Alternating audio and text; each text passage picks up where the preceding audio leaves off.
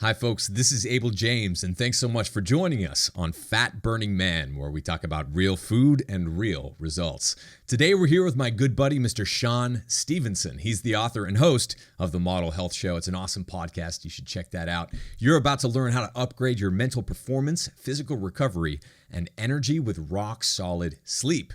But before we get to the show, I want to share a quick comment that just came in from Andrew about last week's episode of Fat Burning Man. That one was with Jay Cardiello, who's co-star of ABC's My Diet is Better Than Yours TV show. So Andrew says, the TV show made all of the trainers look insane. You do such a good job with these interviews of humanizing everyone and letting them present their positions in an authentic way. So much more interesting than seeing their caricatures on television. So thank you so much for that, Andrew. I really do appreciate that and take it to heart. This is exactly why I host my own show, so we can make sure that people like Jay can spread knowledge about health outside the confines of the traditional media machine. So to get you in the mood for this topical interview about sleep, here are a few sleep hacks to help you catch even more fat-burning, muscle-building, appetite-controlling Z's. Number one, get some sunshine when you wake up in the morning. This will help normalize your circadian rhythm, your body's hormone production clock. I walk the dog or do a quick workout outside in the sun most mornings, and I can tell you firsthand it definitely helps with mental alertness, especially in the morning, but even more than that, making sure that you're waking up and alert at the right time so that you can be sleepy at the right time is definitely something you can do with that sun in the morning to dial in those circadian rhythms. So try that. And there are some biohacks to do that too if you can't get physical sun, but we can talk about that later. Number two, have a caffeine curfew. I try to avoid caffeine afternoon. If I'm being naughty, I might cut it off by around 2 or even 3 p.m., but being strict about your caffeine curfew works wonders when you're trying to improve recovery and get better sleep. Number three, try calming herbs like chamomile and lavender if you want to go to sleep. Smelling these always reminds me of being tucked into bed by Mom back in the day. She's an herbalist. She's down there in Florida. Hi, Mom, if you're listening. And I've actually had some requests to have Fat Burning Mom back on the show, so I'll see what I can do in that regard. It's been a while now since Mom has been on the show, but I think you guys will really appreciate it. She has a lot of things to say, and I think she'll approve this point. So if you're feeling like you want to go to sleep, have a warm mug of chamomile tea or try diffusing lavender essential oil in your bedroom. Kava tea is another one of my go-to nightcaps that we picked up in Fiji, and I'm going to be honest, it tastes like dirt, but it gives a nice relaxing vibe that can kind of snap you out of that crazy brain that you might get at the end of the day before you hit the sack. So if you want more tips and tricks like these to improve your sleep, performance, and recovery, you can join our online community, the Fat Burning Tribe. We have thousands of people all across the world who have dropped fat, shattered personal bests in races in the gym, all while eating some of the best food they've ever tasted. My wife, Allison, and I, we created this private group to share tasty recipes, fat-burning workouts, and healthy living courses all in one place. And Allison and I hop in front of the camera at least once a month and a lot more lately, especially now we have reliable internet, which is fantastic for the first time in like 2 years. Anyway, and we can answer your questions, anything you're thinking about how to upgrade your health in a world that's often full of conflicting and confusing information. We update the members area at least 3 times a week with a new video, recipe, article, or exclusive giveaway to help you get in the best shape of your life as quickly as possible. So right now you can join us for just $1 for your first month. All you have to do is go to fatburningtribe.com today to get your listener discount. That's fatburningtribe.com. And if you're already a member, don't forget to check out our new content and videos about sleep and performance. And we have another really exciting giveaway coming up soon. All right, on to today's show with Shawn Stevenson, author of Sleep Smarter. You're about to learn how sleep can make you muscular, skinny, fat, or anything in between. You'll learn the mechanism behind how sleep affects your gene expression, also how sleep deprivation can destroy the benefits of exercise and even accelerate aging, and much more. All right, let's go hang out with Shawn. All right, folks, Shawn Stevenson is the irresistible crooner behind the mic of his terrific podcast, The Model Health Show. I'm just going to say, too, that Shawn is smiling every single time I see him. He's a terrific guy who truly walks the walk. Shawn, I'm so stoked that you're here, man. You know it's my pleasure, man. It's so good to see you and to talk to you again, man. It's totally my pleasure. Awesome. So we were just geeking out offline before this interview. about something that's new and in your book about sleep. Can we please talk about this? It's the genetic relationship between your quality of sleep and what actually happens with your own epigenetics. Yes, absolutely. So, as you know, there's this booming field of science called epigenetics. And what's so interesting is that for many years, we all kind of thought that we were under genetic control. So my genes are determining how fat or skinny I might be. My genes are determining if I have heart disease or diabetes. My genes are determining my attitude, right? I'm angry all the time because it's in my genes. Right. And so we're just kind of started to buy into that. And what that really led to was an opportunity to buy drugs to help modulate what's going on and suppress those particular genes, And the more problems that we have, the more drugs that can be manufactured. Now, this isn't a conspiracy or anything like that. It's just the reality of kind of how the system works and just looking at also, finding a way to help people to get from point A to point B, but through treating symptoms rather than the underlying cause. But this booming field of science, which is called epigenetics, looks at what's above genetic control. So epi meaning above, like our epidermis is our outermost portion of our skin above the dermis. And epigenetics is really, Dr. Bruce Lipton is just kind of one of the forefathers of this understanding, is really looking at those things that influence what your genes are actually doing. And when I say that, it's kind of a little tongue-in-cheek because your genes don't actually do anything. They're more of like a printout or a blueprint of what's possible. Right. We all have a certain amount of genes, and there's so many genes that have a potential expression. So we have what's been found recently, and this was just within the last couple of decades, that we only share as human beings about 20,000 different genes, all right, give or take. They initially thought, and fruit flies have more genetic variation than we do, all right, which is crazy, right? Yeah. So we're all so closely related. So how do we all look so different? How do we have so many different expressions, and we're just kind of dealing with the same 20,000-ish genes? And this is because of these epigenetic influences, which number one is your environment. And that means the things that you're exposed to externally, your external environment, and also your internal environment, obviously, and that's really what you have the utmost control over of what's going on into your internal world. And that's going to lead to certain genes getting expressed and certain genes being dormant, if it were. And so for me personally, and we talked about this the last time I was on your show, when I was 20 years old, I was diagnosed with degenerative bone condition or degenerative disc disease. So the spine, vertebrae in my spine and my disc in my spine were deteriorating. And I didn't share this one story that I actually share in Sleep Smarter, which is when I was 15, my hip broke just from running, right? I was so brittle inside and breaking down. And what was happening, that is one of my genetic predispositions. And that gene had activated to have that express. Long story short, I was able to essentially turn that gene off. And by the way, even when I'm saying this, guys, for the people who really are sound about their science, you can't actually turn a gene off or turn it on. It's just what's showing up.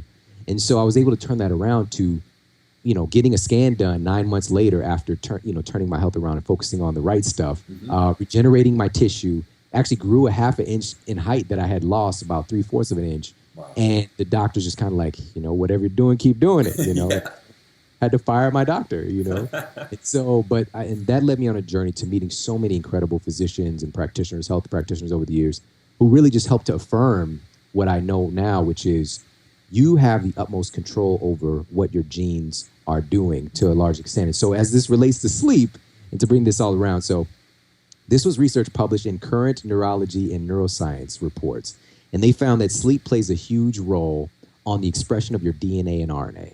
All right, so this is where we're talking about this, your DNA determines what printouts are coming of you. All right, so whatever you see when you look in the mirror, that's a certain version of yourself, and depending on what your DNA is doing, you can start to print out crappy copies of yourself or better copies.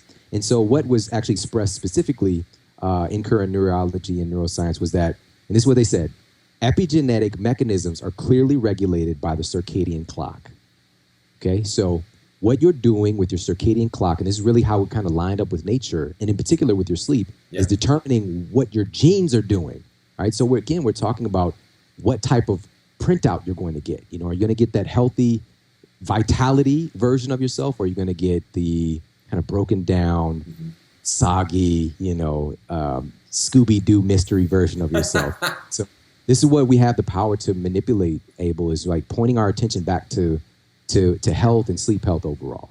Yeah. And I think it's just one of those, another example, hopefully, that will go off in people's heads of some reason to pay attention to sleep. Because I've mentioned it so many times on the show. It's like, yes, eat right, go out there and move, but really, sleep. That is your secret weapon. It's something that will completely transform your life. One of the things that I'd like to talk about a little bit later is how exactly to do that. But first, let's talk a little bit more about what happens when you are sleep deprived. When I was reading your book, I was surprised, but and somewhat unsurprised, I guess. But it was the first time I'd seen this, that the prefrontal cortex of your brain essentially loses 12 to 14% of its glucose when you're not sleeping properly. Can you talk a little bit about why that's important? Sure. And I just want to piggyback on what you said earlier, which is you talk about this stuff a lot. A lot of great health experts in our field talk about this, but let's just be real, man. Sleep isn't necessarily a sexy topic. Yeah. You know, it's not as sexy as the next new diet, you know, right. The next flashy exercise program, you know, that's just insane times 50,000, you know, and just that sexy stuff versus, hey, you can actually get more results by doing nothing. Mm-hmm. That's very hard for our modern mind to process. It is. You know, and understanding that your body is actually changing from that great workout, assimilating the nutrition, the great food you're taking in while you're asleep. It's turning that into you and getting rid of the stuff that's not you. Most of that process is happening while you're asleep. Mm-hmm. We really have to get that, you know, because if you and I were to go into a gym, which we need to get a workout in together, man. But we're going in, or for you, we're going out in the forest and we're standing there and we're looking at what we're about to do. We're in better shape right then than after the workout. Right. After the workout's over, if we go and get you some blood work done, you know, I take you down, we get a blood panel done, hormone panel. Your inflammatory biomarkers are going to be elevated. Your hormones are going to be a little bit wonky. Cortisol is going to be up. You're going to probably have a little bit of weirdness in your blood sugar. We might even be able to get you diagnosed with something. Yeah. Right? And all you did was just... definitely try anyway. Exactly.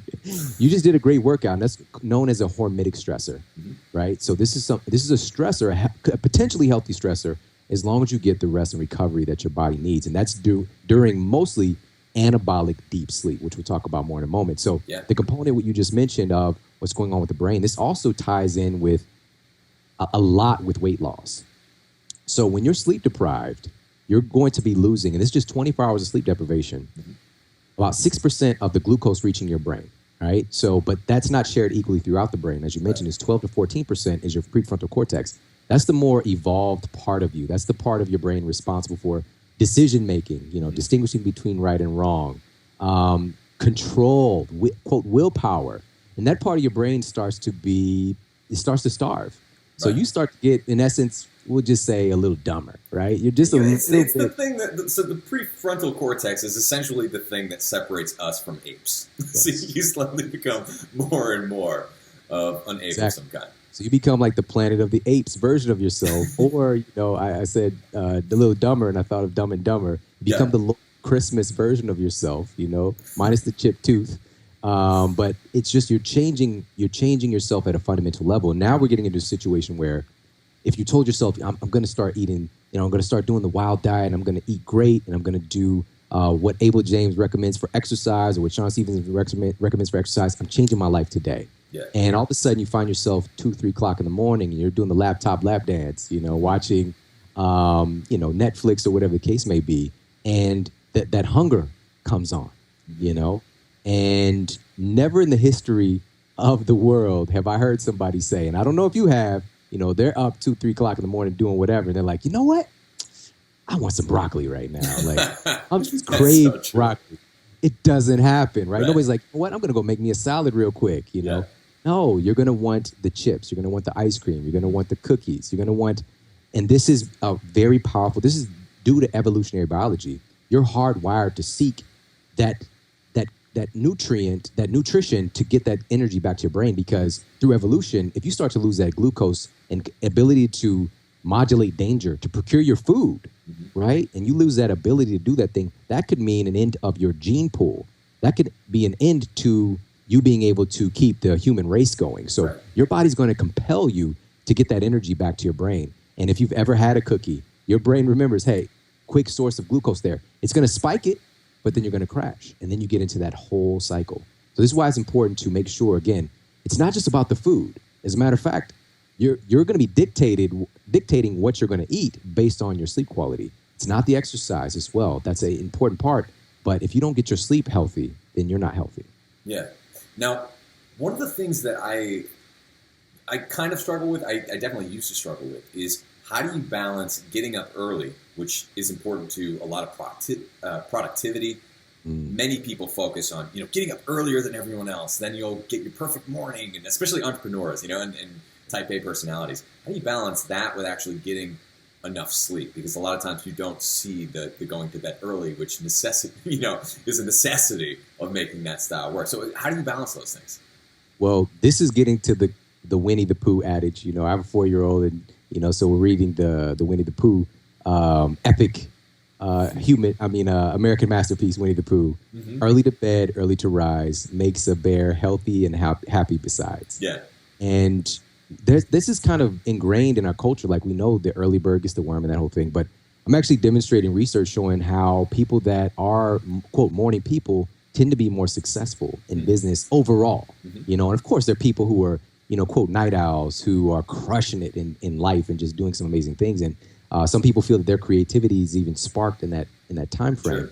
But overall, as a general, with the general population, we have to understand, number one, we've really kind of tried to press on evolution to become, quote, night owls. Literally, first of all, you're not an owl. Yeah. Not an owl. All right. Fair. And only recently in human civilization have we been able to essentially manufacture a second daytime. Mm-hmm. We're out of sync with nature. Like, when the lights go out on the planet, that was our cue to seek shelter through most of our evolution. Only recently, even with the advent of, even lamps, I'm talking about using fire, Yeah. And I just thought about torch. Like, my wife is from Kenya, so she'll say, a torch, you lit a torch. Sure. That sounds like Indiana Jones stuff, but she just means it. We're just going to light up some whale blubber. Read a novel. And so just understanding, we're at a really interesting time where we can basically ignore what nature is saying to us, and the thing is, it's not really that simple, because we're getting feedback, we're getting very deep biological feedback that something is wrong. For some people, it might be experienced as, chronic migraines. For other people, it might be an inability to lose weight. It might be depression. You're going to start to have symptoms when you're out of sync with life, but we can just kind of push the snooze button on those alarms, by taking medication and essentially ignoring the problem. But bottom line, when we're talking about success, so I want to share this study. So there was a physician study, and this was actually done on physicians, and they had them to complete a task, right? So they did this certain task, then they sleep deprived them for just 24 hours. And they came back. Normal for them, right? Exactly. Yes. I've worked with, working at a university for so many years. I've worked with so many nurses. Mm-hmm. Man, it's wrong. It's wrong what they have to go through in order to help other people. That's what they get into it for. And they're not able to even help themselves, because of, but that's a whole nother story. But so they completed a task, sleep deprived for 24 hours, came back to do the same exact task. All right. Here's what happened. They made 20% more mistakes doing the same exact thing. Wow. Okay. And it took them 14% longer to do the same exact thing. Only difference is they're sleep deprived now. So what we're doing by thinking that, I'm just going to stay up late and get this thing done, you're sacrificing the quality of your work. You're sacrificing your effectiveness, because there's a difference between doing work and being effective. Right. You bring the best of you to the table when you get onto a normal rhythm or a normal sleep cycle. That doesn't mean that everybody needs to go to bed at 10 o'clock or 11 o'clock, whatever the case may be, or get up at 6 o'clock in the morning. It might be 8 o'clock. You might get to bed at midnight. I'm not a big stickler for that. Yeah. I'm more so of how do we stack the conditions in your favor to make sure that you're getting the best quality sleep possible. And that time frame does play a small part, and we could talk about that. But there are so many other strategies to stack the conditions in your favor to make sure you're getting great sleep every night. And it's kind of weird, though, because there is a second wind that happens, right? Yeah. When you're, especially if you're in college or you need to stay up studying, or even earlier than that, you kind of get used to just like, I'm so tired, I don't want to do this. And then you just power through it somehow, and then you're up, till midnight, till 2 a.m. You're still, you like kind of come to as one of those half sleeps, right? And you're looking at your laptop or whatever, and just kind of, you realize you're not actually doing anything, but you're still kind of awake.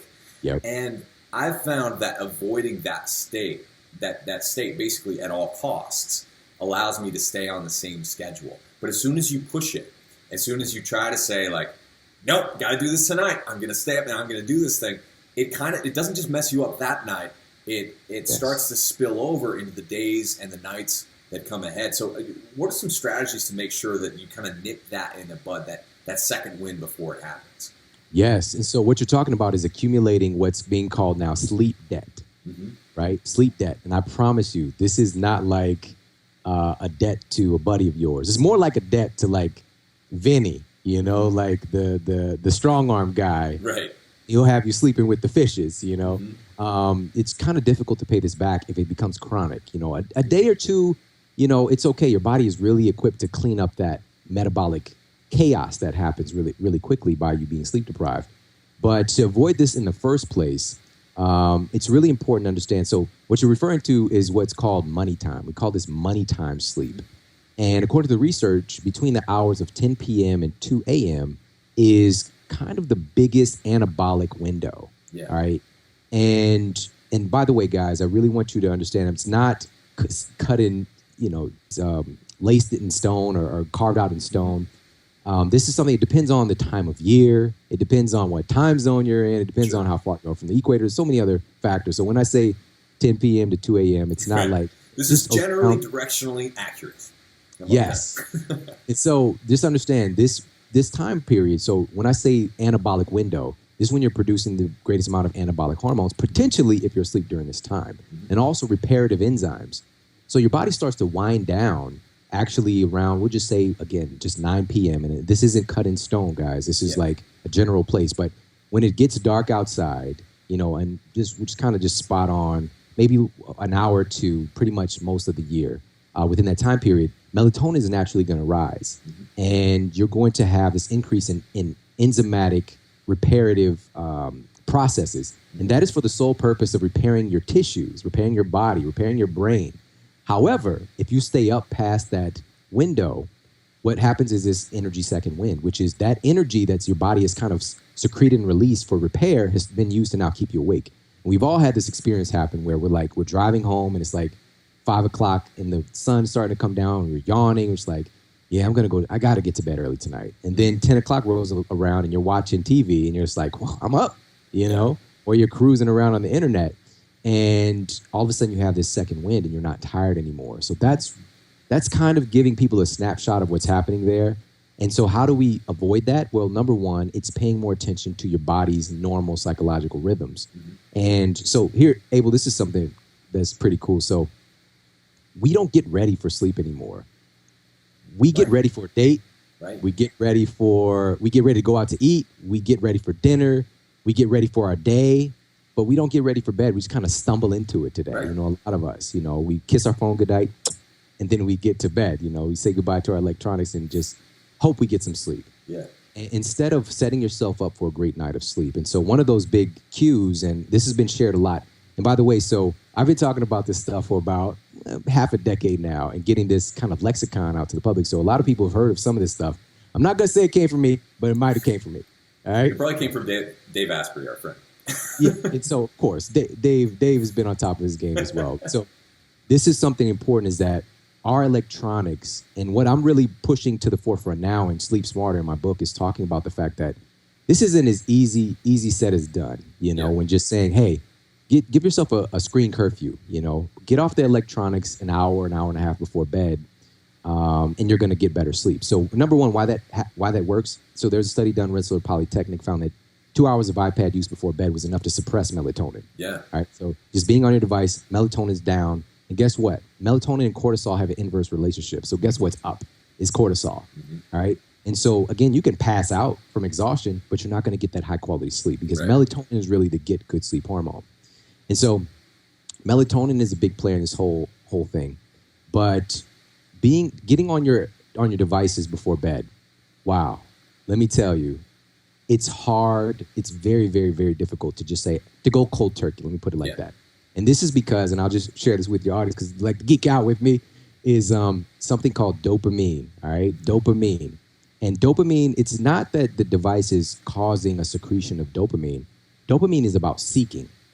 So dopamine is a really exciting type of feeling that it creates in your body. And it's all about seeking. So what's so great about the internet, or not so great, is that there's infinite amount of information to seek. And I know everybody's had the experience of going online. Maybe you're Googling the wild diet, and then like 2 hours later, you're like looking at hunting videos or something. You know, it's like it took you down the internet black hole. Or maybe something totally different. Like you're watching Aziz Ansari videos from Parks and Recreation. I don't know. Sure. But you've been sucked into the internet black hole. And it's because the seeking brain, but then you also get this instant gratification. Social media is perfect for this as well. Like Instagram, for example. I think Instagram is great, but you just got to be careful. You got to be conscious of it, because dopamine is getting secreted as you want to find more. You want to keep seeking more. And every time you see something, you get a little bit of an opioid hit. Right. Right? So, yep. And you start to get addicted. And it's just instant seeking, finding. And just to say, hey, get off your device before you go to bed is really not that simple.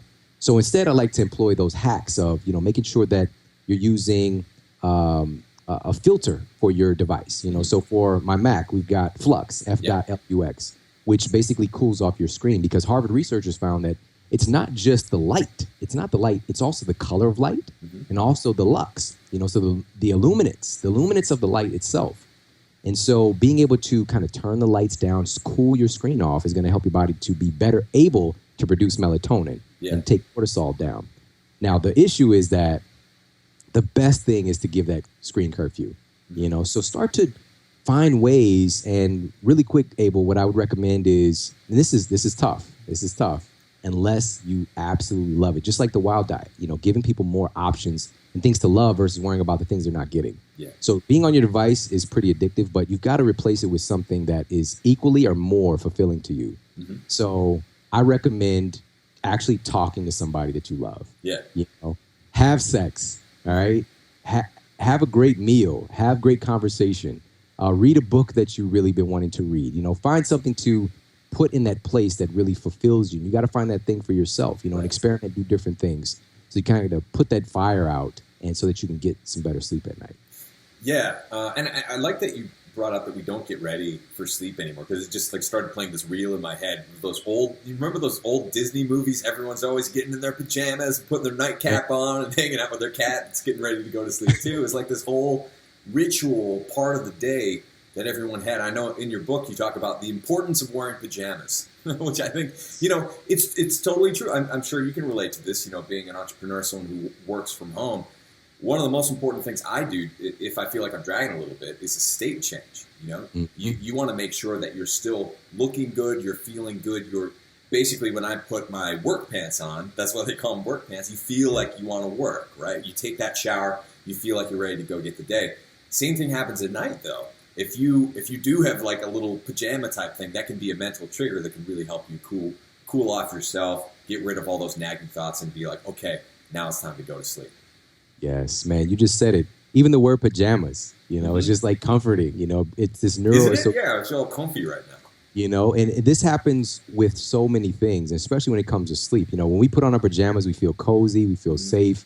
But it doesn't necessarily, for the people who like sleep naked, shout out to you. And that's kind of pretty much how I sleep most of the time. Yeah. I'm a naked sleeper too, but there's something about pajamas. There's some sort of mental trigger that you can give yourself that definitely works.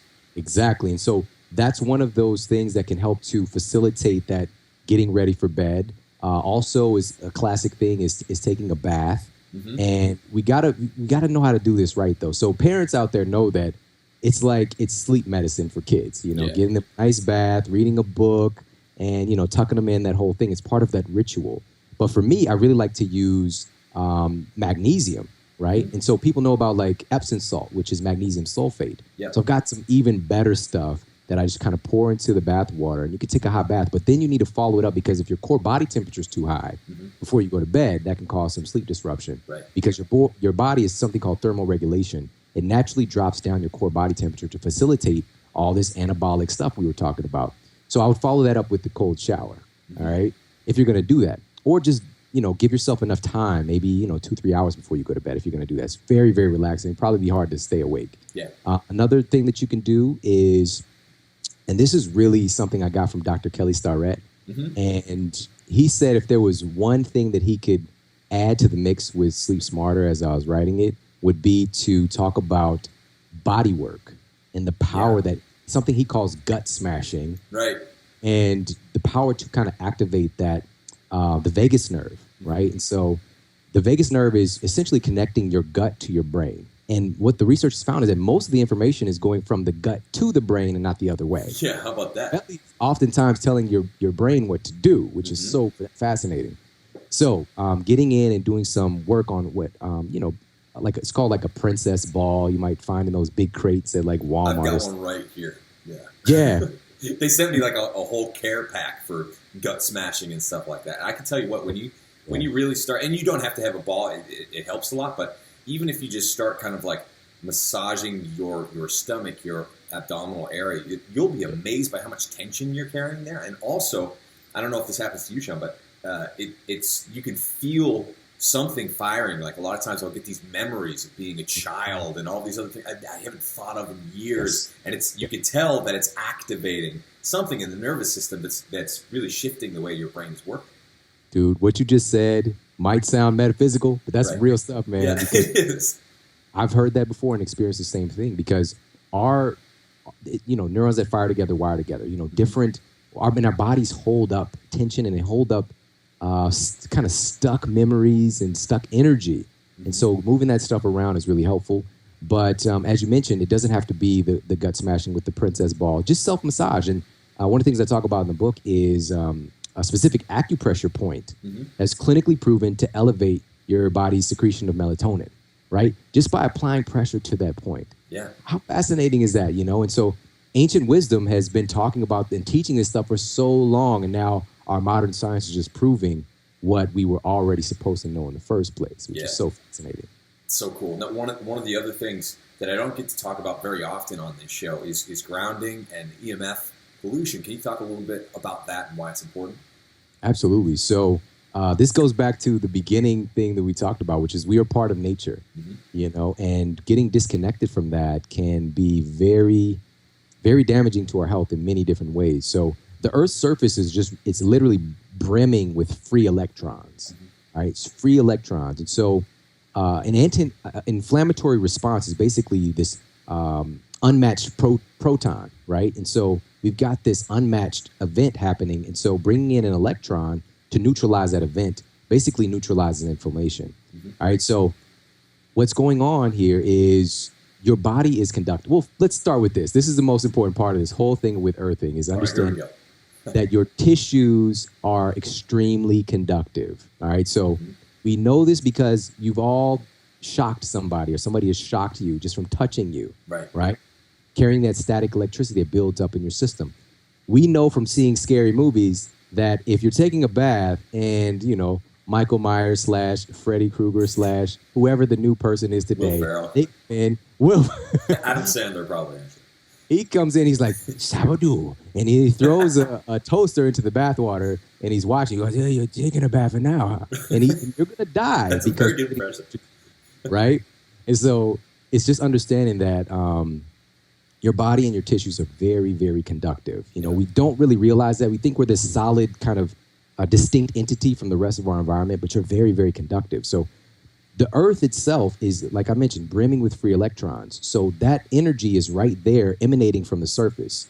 And by you getting your direct skin in contact with that, and you've got these kind of pro-inflammatory responses going on in your body from inflammation, you're immediately going to absorb those electrons. And again, this is clinically proven to eliminate those inflammatory responses and kind of, neutralize them, if I may. And so that's the thing to understand with earthing as far as inflammation. As far as sleep goes, so cool, man. So earthing has been clinically proven to, number one, decrease your nighttime cortisol. All right. So again, cortisol and melatonin have an inverse relationship, right? And so when cortisol's up, melatonin's down. When melatonin's up, cortisol's down. And it's also been found to keep your cortisol levels normalized throughout the day, right?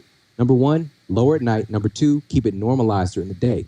Whereas people today, we tend to have higher overall levels of cortisol throughout the day. Right. And this is in large part, again, we're not connected to the very source.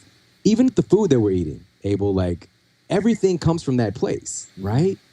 Every single nutrient. This is just getting you directly in contact with the earth, right? And so You're going to help to normalize your sleep pattern. And so what's so fascinating, so basically what I'm talking about, and let me share what's conductive. So grass, obviously, dirt, soil. Concrete is actually slightly conductive. That will work. Asphalt, not. All right. So those are just large bodies of water, sand. Those are some other things. And we know this when we go to the beach, and sometimes we don't even make it off the beach, right. Especially if you've been away for so long. You're knocked out. Like your body is like syncing up with life itself. And it's such a rejuvenative sleep that you get, when you're out of town on vacation versus when you're at home and you never touch the earth. Yeah. Now, what about sleep position? Because this is something that you definitely touch upon in your book. I know that it can be challenging for people to change their habits. So how can they make sure that they're sleeping in a position that's especially good for their spine? Wow, that is something right there, man. And, we really don't think about this stuff because we just think we know how to do it right. But we get into some really interesting habits by our, the way that we grow up, and so some of us had to sleep in the bed with another person when we were a kid. And so you're defending yourself at night. Right. know? Yeah, exactly. And some of us, just kind of fall into some bad habits. But bottom line is your sleep position actually matters quite a bit, especially when we're talking about things like acid reflux, for example. All right. So changing your sleep position can actually help to suppress or eliminate that. So some people it's happening due to them, number one, eating probably late at night, but also their sleeping position. So changing that. Another thing is snoring and sleep apnea as well. So sleep apnea is basically you're not breathing for periods of time that could be a few seconds up to a few minutes. All right. And what it is, it's sort of like you're going to get a big spike of cortisol because it's sort of like a really, really weak person trying to choke you out. Yeah. It's just kind of annoying. It's just enough to be like, stop, get off. Instead of pulling you right out of sleep. So you don't know it's happening for a lot of people with sleep apnea. And so their sleep cycles are getting interrupted, which is not just about that anabolic sleep we talked about. There's the non-REM sleep, which this is where memory processing is happening, for example. Like you converting what you're learning here today on the Fat Burning Man show into more of a solid long-term memory happens while you're asleep and getting great REM sleep. This is the rapid eye movement sleep. And so that sleep cycle, in and out of REM sleep, non-REM sleep, and the stages in between get interrupted. And so what we want to do is kind of, again, stack conditions by also addressing things like sleep apnea and getting in the right position. So you're more likely to have apnea if you're laying on your back, right? But then that's the position that they want you to be in when you put on the CPAP machine. Right.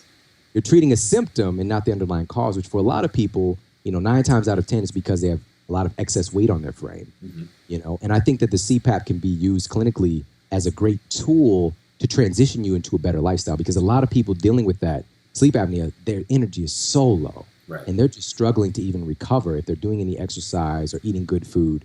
This can give them a little bit of advantage to just get going. But the long-term goal is to not be married to that thing. Literally it's getting in your marriage, And so another thing is snoring. And for people out there that maybe they snore and their partners told them, or you sleep with the person who snores, it could be pretty tough, It could be pretty tough. And all of us have the capacity to snore. Let me say that. Sure. But it's generally going to happen more often for people with, a smaller breathing pathway, a large neck, again, a lot of excess weight on your frame. But there's some other things like smoking, drinking alcohol. It starts to relax the muscles of the upper airway. You're going to be more likely to snore then. And I know some people know, like, when I drink, that's what my wife says, or my husband. Sure. And also not being hydrated and eating before bed. And so because you're creating some inflammation, it's still an inflammatory response. It's a hormetic stressor again. Right. But so making sure that, and also cold stuff. So eating things that are really cold before bed, you're going to have a greater incidence. And so these little nuggets like that. And so changing your sleeping position is critical here, because you're far more likely to snore if you're laying on your back. And this is the position they most often tell you to lay in, the corpse position, right? Or the soldier, and that can be beneficial as far as your spine alignment. But at the same time, what about your mattress? We can get into that whole conversation. Yeah. But what's really advantageous generally is going to be the winning side, which is sleeping on your side. And it's just a throwback. This is a way back Wednesday or flashback Friday for everybody when you were in the womb, guys. You remember? No, you don't remember, of course not. But you kind of remember. fetal position. Yeah, it's Yeah. there. It's there somewhere. Yeah. And if you're gut smashing, it might come up. Exactly. You know? And so getting in that fetal position, just kind of laying on your side in the right way. And there's a way to do that too, and I talk about that in the book. Yeah. But going to eliminate a greater incidence of snoring, and then of course laying on your belly is another option, which, man, I talk about some of the research as far as like even putting babies on their bellies. Right. It's not necessarily the wrong thing to do, and I've got the research to back it up, because there's like acupressure points that are getting activated. Sure. That the child never really gets to turn on unless they're on their belly. And so laying on your belly can be advantageous for a few things, but you're going to have a greater incidence of probably early wrinkling because you're smashing your face into a pillow for 8 hours, you know, skin problems potentially, and also, a greater incidence of things like back problems, specifically your lower back. So, but I talk about a way to do that. No sleeping position is just outright wrong. There's a way to do it, and there's a way to avoid. And just by changing the positions of your hip a little bit, changing your leg angle, you can make any of these positions work. Yeah, but you also talk about the pillow, which some people have these enormous pillows that can totally set your neck out of whack. I know sometimes when I'm sleeping at hotels, I wake up in the morning just, in terrible pain right around the neck. And a lot of times it'll be because I'll try to sleep either on my back or on my side, because that feels the best for my neck and spine. Yeah. But every once in a while I'm sleeping somewhere else, usually a hotel, and they have that big pillow, and I'll wake up like on my stomach with my head turned almost like all the way around in a horror movie. And that's obviously not good, right? So what can you do to prevent that when you're kind of torqued in the wrong position? Wow. It really boils down to the pillow. You just said it, man. And you're kind of at the mercy, unless you want to be one. I think, there was like a great aunt of mine who would always bring her pillow whenever she would come to stay with us. That's so cute. Now it makes sense. It's like she had it dialed in. She was sleeping smarter early on, but it's just understanding like, hey, you're going to be at the mercy when you travel to these different pillows. And by the way, so what generally happens is like a pillow convention when you walk in with a lot of hotels. Right. It's like 7 pillows unnecessarily on the bed. So I just tend to find the one that works best, and I'll roll with that. Or, what I do sometimes I find out during sleep is that I'm ending up on my side with my arm kind of being the impromptu pillow. Okay. So for me, when I travel and I go to the different, hotels that I'm at, I will generally end up searching around to find the right pillow, the best one that they have in the mix. Or, and I'll start off the night like that. And what I'll do is I'll tuck it under my neck a little bit. And create like a little bit of a pushback under my neck, and so that my head is like, and you see what I'm saying? But there's pillows that are designed like that already. And one of them that I use is the IntelliPillow, and it has that contour where it's supporting your neck, and then your head is sitting in its little personal valley. And so I try to do that with those hotel pillows. Or, I'll at some point in the night, I will just get rid of the pillow and I'll end up sleeping on my side with my arm. And same thing has happened with me too, man. We're waking up and you're like on your belly with the arm, and and your head is turned around. It's happened, but just by being aware of these different things, it doesn't happen nearly as much as it used to, where we're just kind of at the mercy of whatever hotel we're staying at. So it's a great question.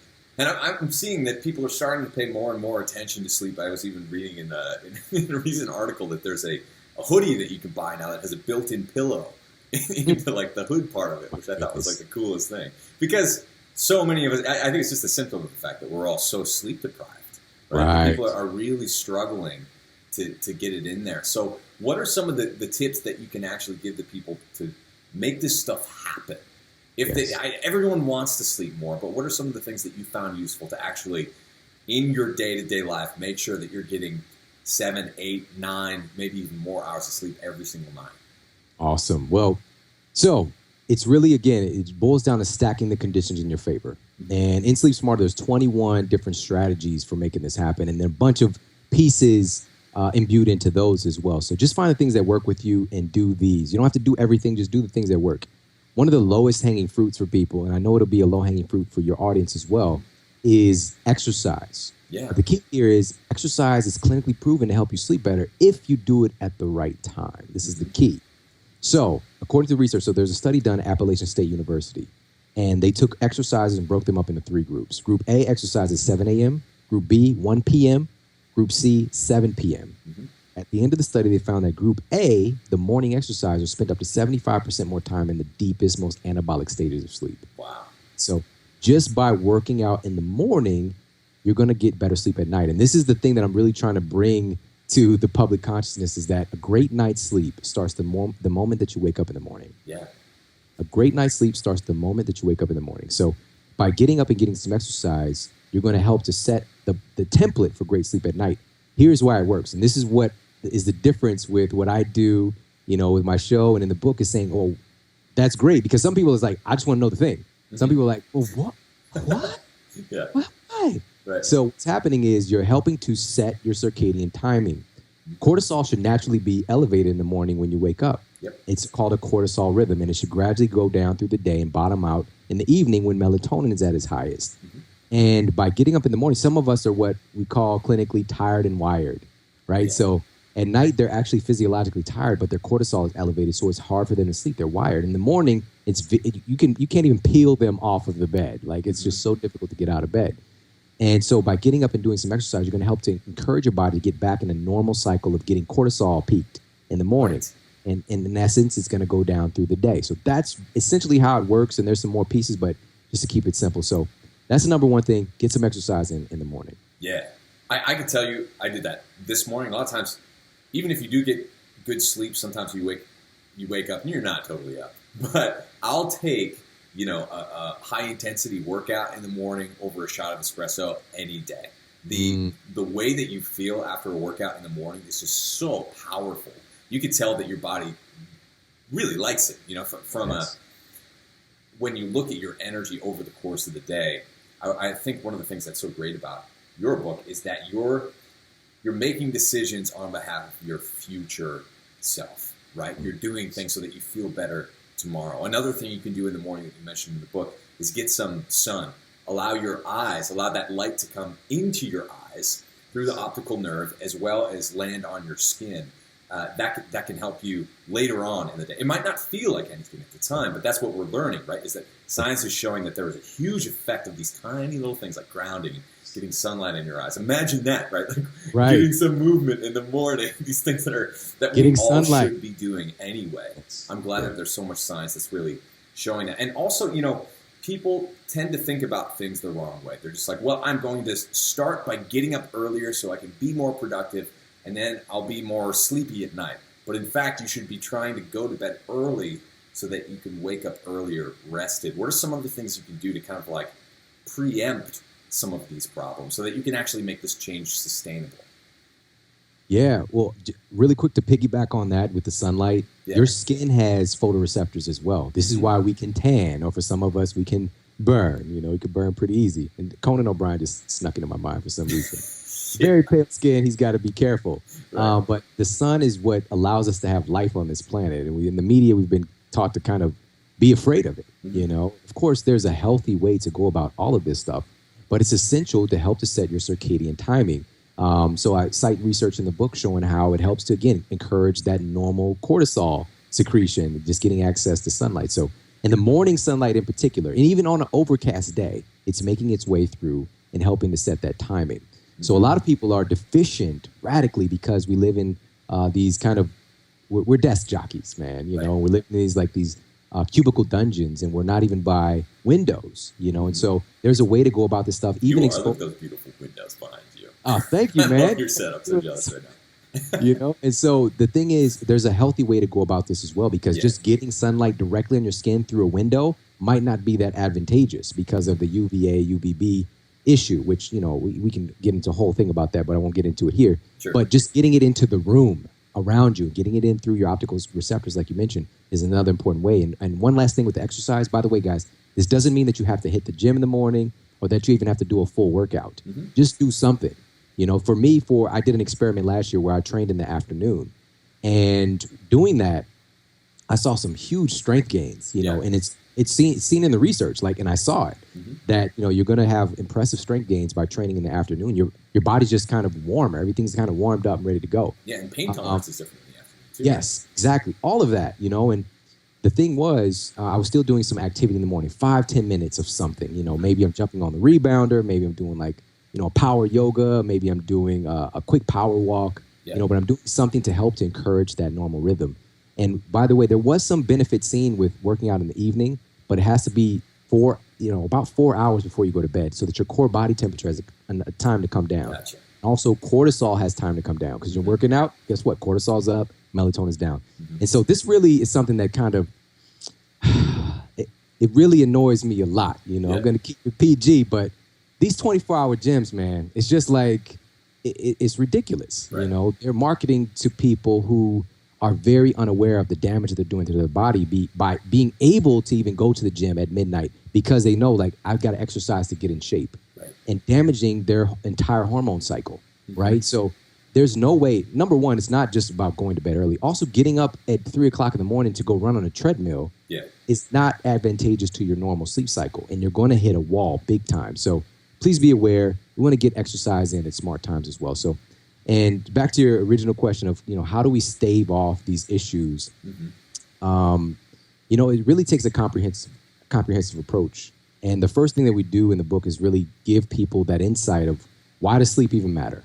And diving in deep, and so that we have that very visceral thing. Because we all know, like, everybody listening knows that sleep is important, but to actually know what's going on in my body, and that, even the exercise. So there was research conducted by scientists at the University of California that found that sleep deprivation is the single biggest trigger for accelerated loss of your telomere length. Wow.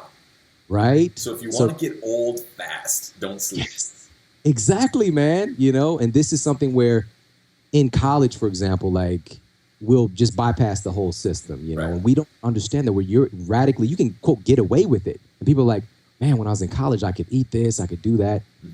I can get away with it. Whereas today, like, if you try to pull that stuff, you'll be in a coma for a month, Right. So it's just understanding you're shortening your telomere length when you're doing that stuff in college, and accelerating the time that you won't be able to do stuff. For so many people in their 20s, Abel, and I know I was one of them. Yeah. It just hits you out of nowhere, like, and this, I'm not talking about people in their 80s and 90s that everything kind of slows down. All of a sudden, in your early to mid 20s, and especially people in their 30s, it's just you hit this huge wall that it doesn't have to be like that if you start to honor your sleep. Yeah. And so getting educated on the important benefits, the potential problems, is a really big part of this equation. So I really encourage everybody to do that. But it has to be fun, man, because again, sleep isn't necessarily a sexy topic unless you can make it sexy. And I think I do that a little bit. I think you do. If anyone can do it, it's you, Shawn. Now, I get tons of questions about this, and I want to make sure we ask it before we go, because there are a lot of people who listen. They're just like, I get it. Sleep's important, but I have shift work. It's just the job that I have.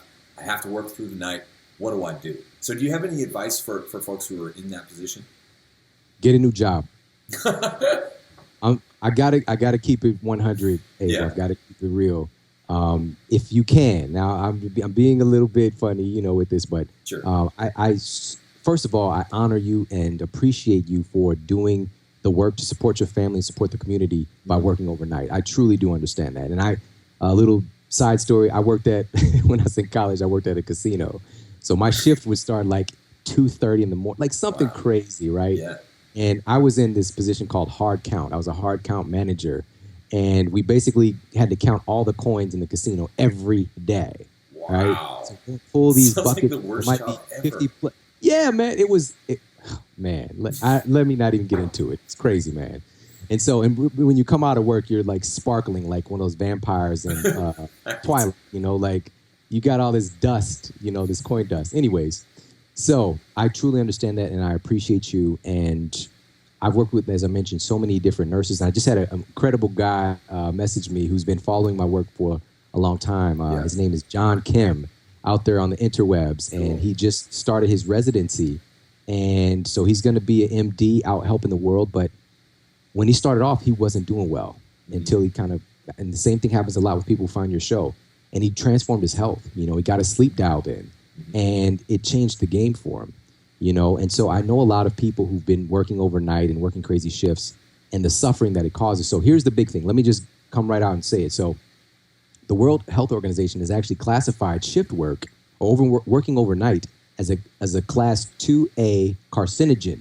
Isn't that amazing? So a carcinogen is a cancer-causing agent. Right. This is known. This is a well-known thing. And why is that? Well, again, this is where you get from me. It's not just, it is. this is why this happens. Well, melatonin just might be, likely is, our most powerful endogenous anti-cancer hormone that we produce. It's not just about sleep. That's how powerful it is. And if you're suppressing melatonin by not honoring your body's cycle, your body's clock, your built-in circadian timing, you can really screw up the system, and you're going to radically see an increased incidence of cancer. In particular, in a nurse's study that I cited in the book, breast cancer, it was like more than 50% higher rates of breast cancer in nurses who worked overnight in the story. So what can we do about this? If this is something where you're working overnight, it's because you're telling yourself, I have to do that. And it's not about, I have this passion to help serve, which I'm going to talk about in a minute, but it's just like, it's the only job I can get. I promise you it's not. Yeah. If this is like, I have to do this to support my family, I promise you there's something else you could do. So seek out another form of employment if you really want to be a master at this stuff. For those who are serving, firefighters, police officers, our health professionals, this is tough. I mean, you guys are doing an incredible service for our society, and we need you. I think that it's really up to us as society, and pushing, especially like with your work, Abel, pushing this stuff to the public at large, so that management, so people who make decisions are doing this stuff a little bit differently. And so I actually give a recommendation on a strategy in the book of doing this in cycles, because again, your body can really clean up the mess pretty well if given the amount of time. So maybe instead of somebody not having seniority, thus you got to work 5 years overnight, we do a cycle of, 2 months on, 10 months off. Right. So that your body has time to be normal and to heal from that damage, because trust and believe, there is a lot of damage going on when you're not sleeping at night. Right.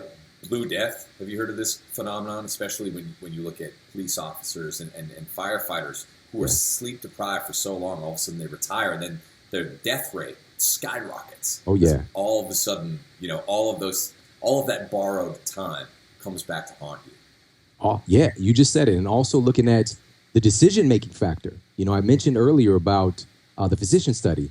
So there's radical increases in poor food choices, which lead to, in police officers, in one study that I cited, higher cholesterol, which the bad kind of cholesterol, which, but higher rates of heart disease, higher rates of obesity and diabetes, all right, seen in the population of police officers who are working overnight.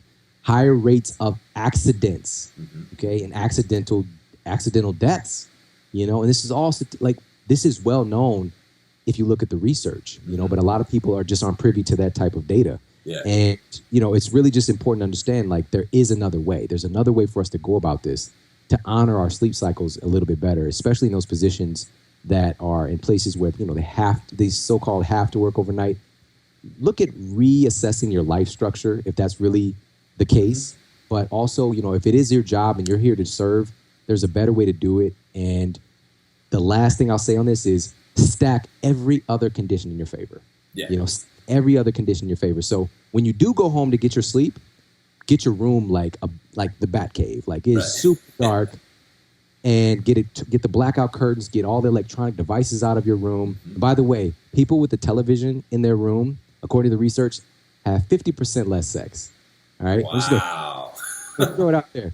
And then, of course, there's always two people that are like, I don't think so. We're doing it while we watch TV. I get that. I've been there. But the thing is, overall, on average, people are having about 50% less sex because it's a distraction. Yeah. And your sleep is going to be totally screwed up if you're watching television right before you go to bed. And also in the research is found that, in particular, so women who have a poor night's sleep, the next day they're 14% less likely to be interested in sex.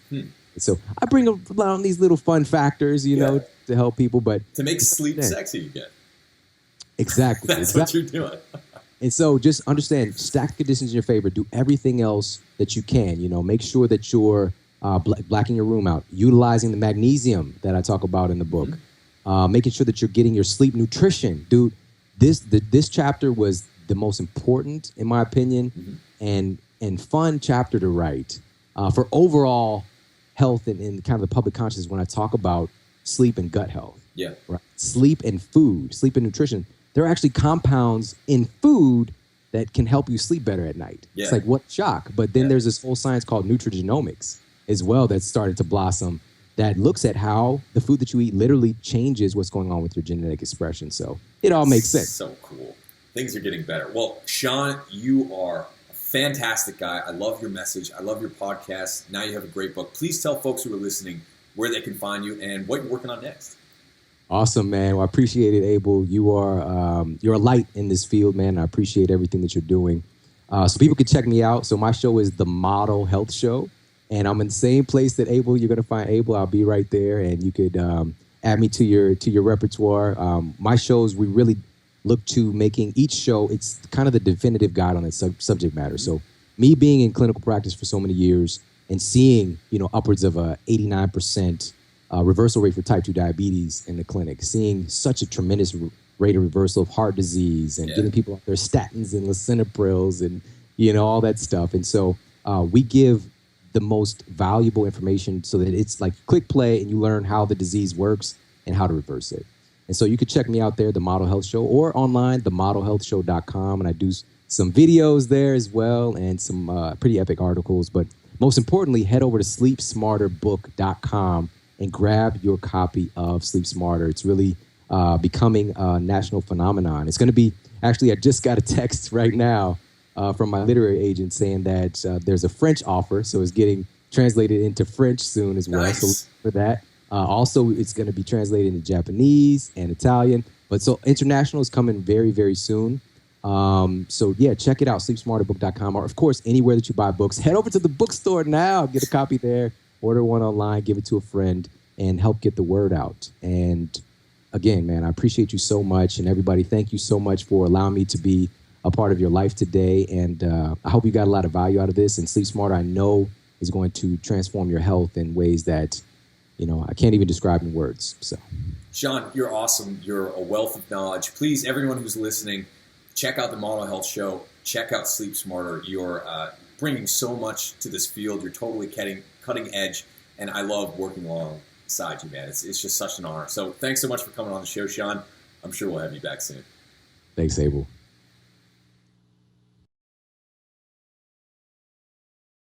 Thanks again for listening to Fat Burning Man. Don't forget, before you go, check out fatburningtribe.com. If you have a question for me that you want answered about how to improve your performance, what to eat for dinner, how to drop fat quickly, how to improve your overall health, or anything else, we answer all of your questions there. So quickly, you can get the first month for just $1 for a limited time. Check it out at fatburningtribe.com. All right, I'll see you there. Thank you so much for joining us on this episode of Fat Burning Man. If you liked it, don't forget to hit the subscribe button on iTunes, Stitcher, YouTube, the podcast app, or wherever else you might be listening to or watching this show. Got a second? Please leave me a quick review on iTunes. I always love hearing from you, and if you think someone else might like and benefit from this free show, please take a second to share it with a friend or with a family member. You can get in touch with me on Twitter at FatBurnMan and Facebook by typing in Abel James or Fat Burning Man. Drop me a line anytime. Did you know that I've recorded over 150 episodes of Fat Burning Man, winning 4 awards in independent media and hitting #1 in more than 8 countries? And here's some more good news. You can download and listen to every single episode for free. All you have to do is type in fatburningman.com. I'll give you a second to type it in, fatburningman.com.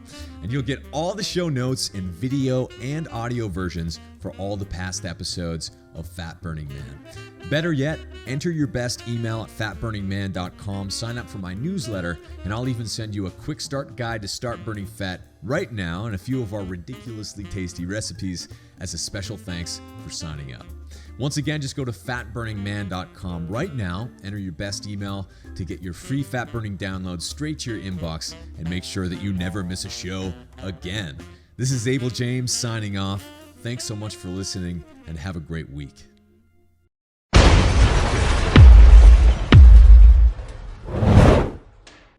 And especially if you're an injured athlete or an injured person just from sitting in your chair all day, you need to invest in sleep. And that's going to create the balance not only in the mind, but in the body. So everything we work on or everything you work on with your clientele, if they're not planting those seeds in bed.